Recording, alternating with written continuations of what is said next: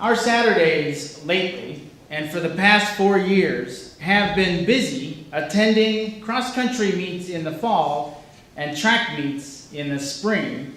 We've enjoyed Nick and his teammates watching them run their 3-mile courses across the region this fall, and yesterday was no exception. We attended, as I said earlier, in the Joys, the IHSA State Cross Country Meet at Detweiler Park in Peoria, Illinois, where the top teams and individuals in Class 1A, 2A, and 3A competed. The competition is tough, and the course is fast. It's a thrill to be a spectator, and certainly must be to be one of the competitors. I've been amazed by the number of spectators at all of the events throughout the season, and the state meet tops them all. Unlike other meets where runners may disappear out into the woods or around a field, this course is lined on both sides, pretty much from start to finish, with cheering fans 2 to 3 people deep along the sides, which Nick says helps encourage them to run their best. Now, at some of the other meets, the cheering may wane a little bit when you get out, like I said, and then when you come to the finish line, that's usually where the gauntlet is. That's usually where all the people are gathered and they're watching for those great sprints to the finish. And what Nick will tell you is that as a runner coming to that, first off, you've tried to save a little bit to sprint to the end, okay? You're trying to get to there. You want to finish strong. You want to finish running across the line, not falling across the line. You want to make it to the end as it is. And as you're coming, you don't have a rear view mirror. And so to know that somebody's coming behind you is because the crowd goes wild. Then you know that somebody's trying to overtake you, as it may be, and you might run a little bit harder trying to stay ahead of them. Well, before Nick's high school cross-country career, the passage from Hebrews that we read today was simply metaphor for me. Simply metaphor for me. I have never been a racer nor a runner. I had nothing to relate it to other than stories of marathons and such. And the author of the letter to the Hebrews certainly meant this passage to be metaphor. The race, of course, can be any challenge that we face in life. But for Nick and his teammates, it's been reality. And now I have a new image for this text. Surrounded by so great a cloud of witnesses, let us run the race with perseverance. For the writer of the letter to the Hebrews, being surrounded by so great a cloud of witnesses had been defined in the previous chapters of Hebrews, where a virtual family album of faith had been vividly recalled for the 2nd century Christians facing the trials of Roman persecutions at the hands of some very, very difficult emperors. And the persecutions and trials of living in a community that now was further and further away from the resurrection of Jesus Christ, and who were trying to figure out who to follow, how to maintain some unity in the body of Christ. Faithfulness had been the key for all of their forebears, says the author to the Hebrews. From Abraham and Sarah to Moses and David, faith had carried them through, as it were. As we continue our 125th anniversary celebration and celebrate the saints of Central Christian Church, we may be mindful of the great cloud of witnesses who surround us yet today. And over the next few weeks, I'm going to share some of the many witnesses, none of whom were perfect. All were human, and all of them cheered me on and inspired me to answer God's call to ministry. A call to be a witness for others who run the tough race of life. Some of these folks, some of you are going to remember very clearly, and some of you will have never heard of before. We'll do 2 a Sunday, and we have 2 for today. About 30 years ago, I can't believe I have to say that. About 30 years ago, I was honored to be recruited by then choir director Susan Evans to sing in the chancel choir as we made our move from Kankakee to Bourbonnais and worshiped for about a year at Nola Vassar Elementary School here in Bourbonnais while this building was being constructed. The choir rehearsed at Our Savior Lutheran Church on Brookmont Boulevard in Bradley. The choir was where I met several of my mentors, including a bass and a tenor whose lives touched me forever. Harry Burkhalter was the bass and resident choir jokester. He was a character, let me tell you, and always had us rolling in laughter in the back row of the choir rehearsals. And even on Sunday mornings, he would joke around in the back row right up here to have some of us snickering, trying to control our laughter. The class clown of the choir, Harry, of course, appealed to me as a 14 and 15-year-old high school student. I thought he was the coolest dude in the choir. He was just fun, and he always made it fun. And fortunately, we had a choir director who could stand that fun, and we had a good time. His clowning around, though, was not what really appealed to me. He was devoted to the church and active in other roles in leadership here at Central and in the community. He served others, and that was a quality that drew me to him the most.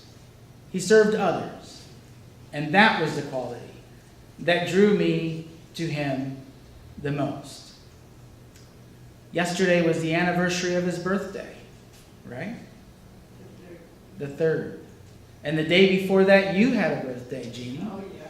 Yeah, happy birthday to you. When I was 15, I began a mowing service. And Harry was one of my first and best clients. Well, at least one of my most generous clients.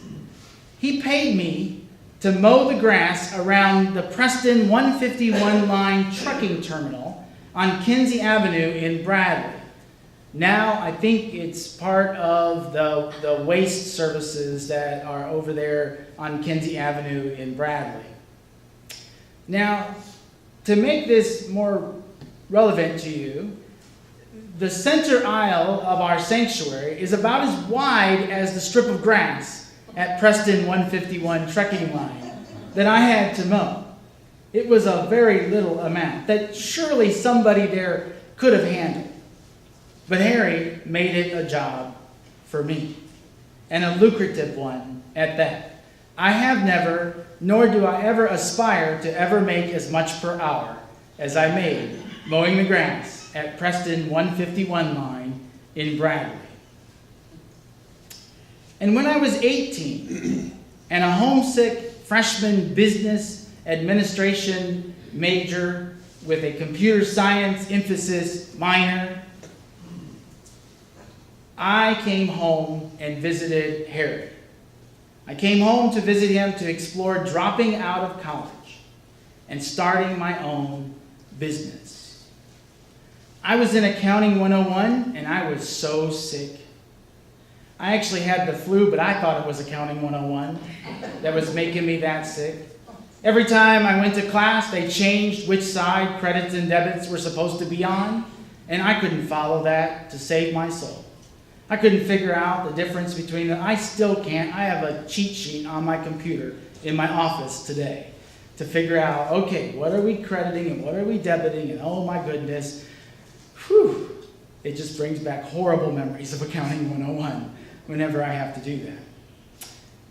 And yet, I had a truck and a trailer and some mowing equipment.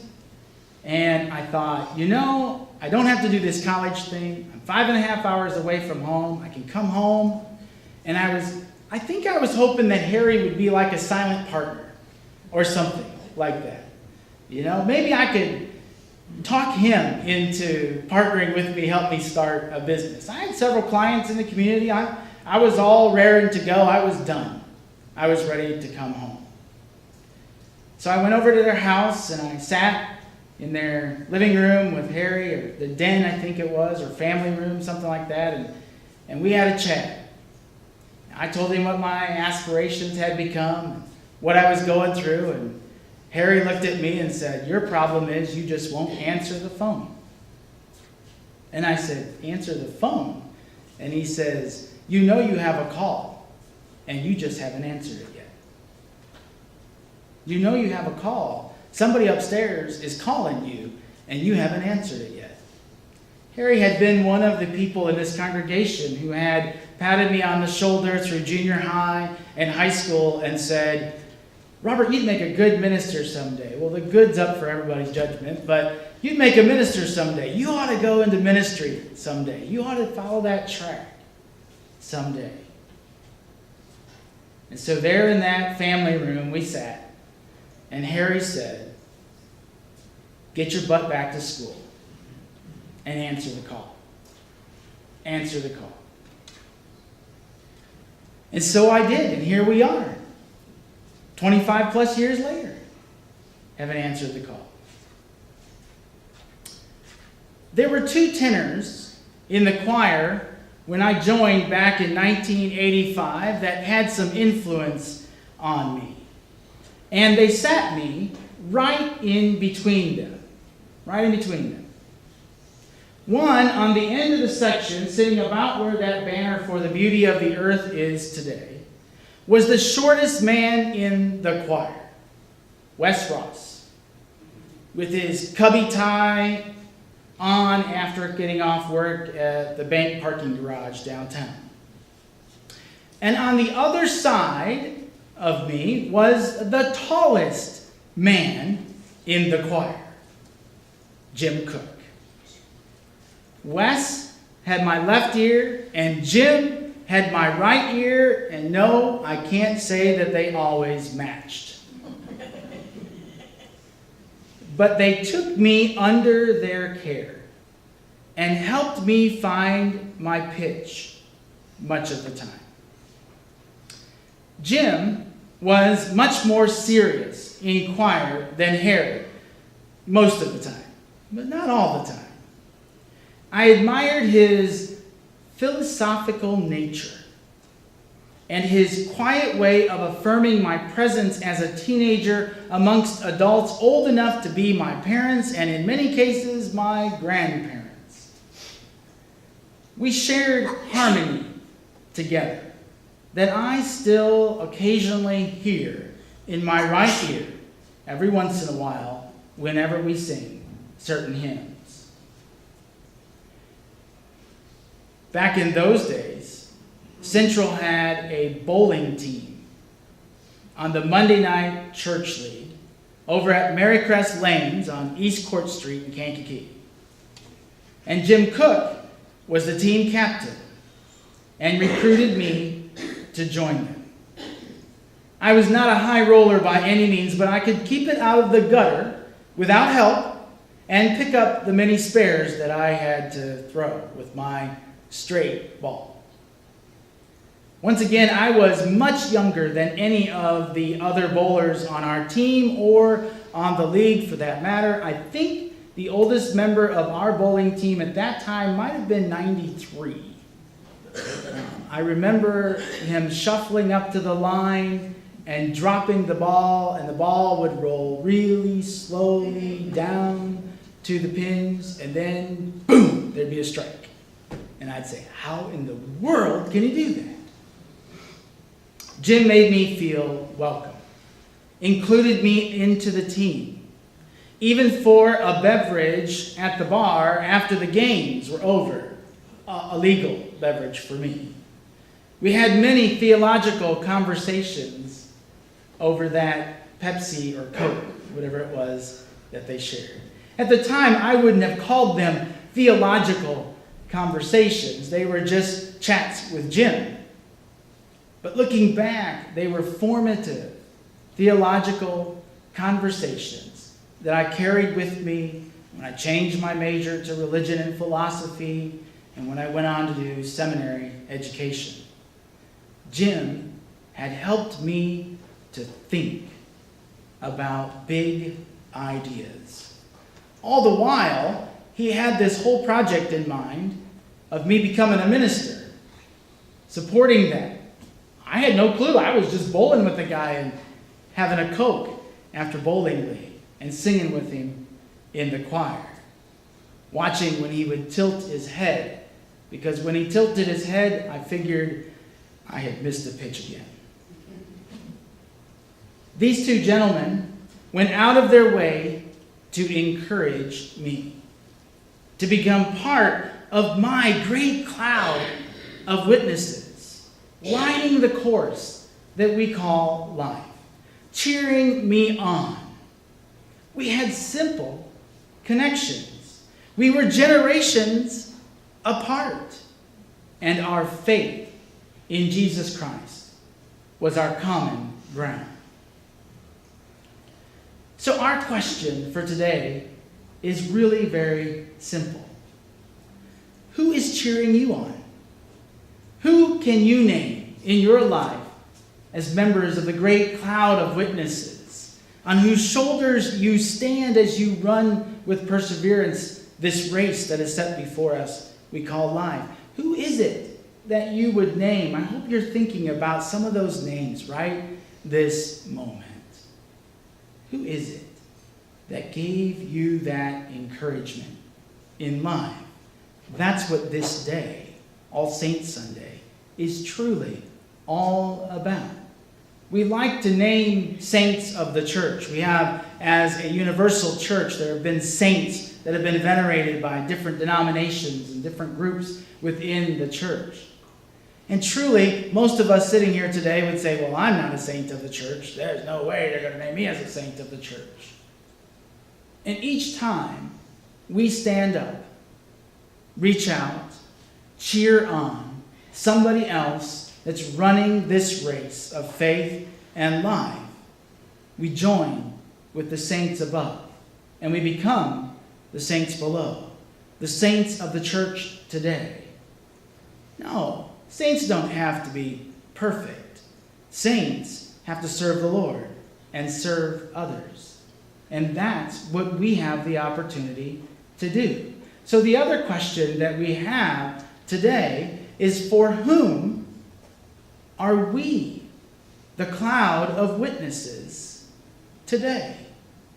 For whom are we standing on the sidelines, making somebody's race a little easier because we're cheering them on, we're encouraging them?